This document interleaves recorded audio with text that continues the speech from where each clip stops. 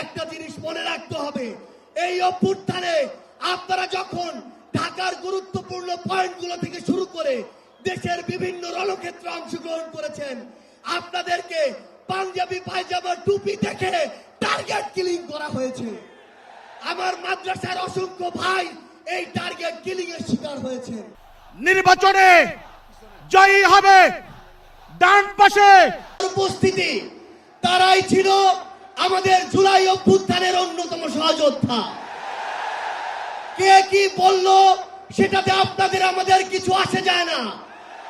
আমরা যতক্ষণ জুলাই অভ্যুত্থানের ওই স্পিরিটে নিজেদের বুকে ধারণ করে শহীদের যে আত্মত্যাগ, জুলাইয়ের যোদ্ধাদের যে রক্ত দেওয়া, সেগুলোকে আমরা যতক্ষণ ধারণ করে সামনের দিকে এগিয়ে চলবো, ততক্ষণ কারো প্রোপাগান্ডা আমাদের কিছু আসে যায় না।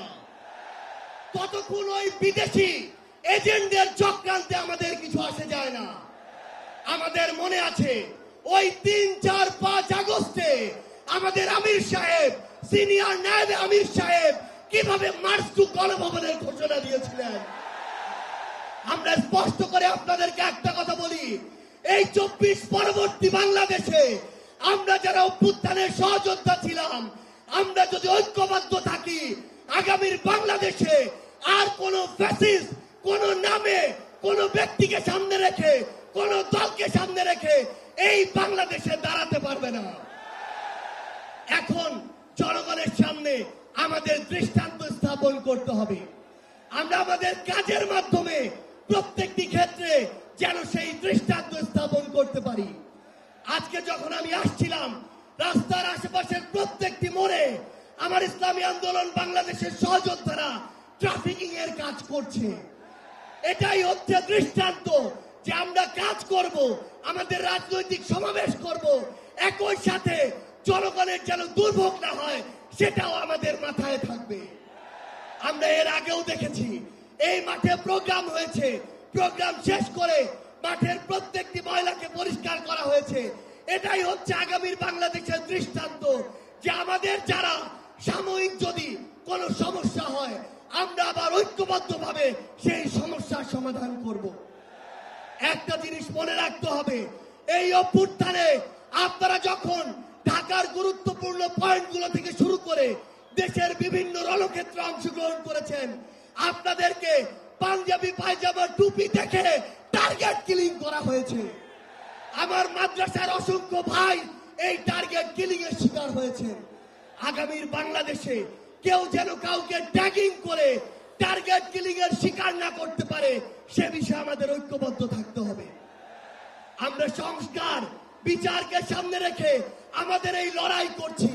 আপনারা পিআর এর কথা বলেছেন, এই যে পিআর, আগামীর বাংলাদেশের সংসদে আমরা যদি আসলেই জনগণের প্রতিনিধিত্ব চাই, তাহলে আগামীতে এই পিআর নিয়ে আমাদের আরো জোরে সোরে ভাবতে হবে।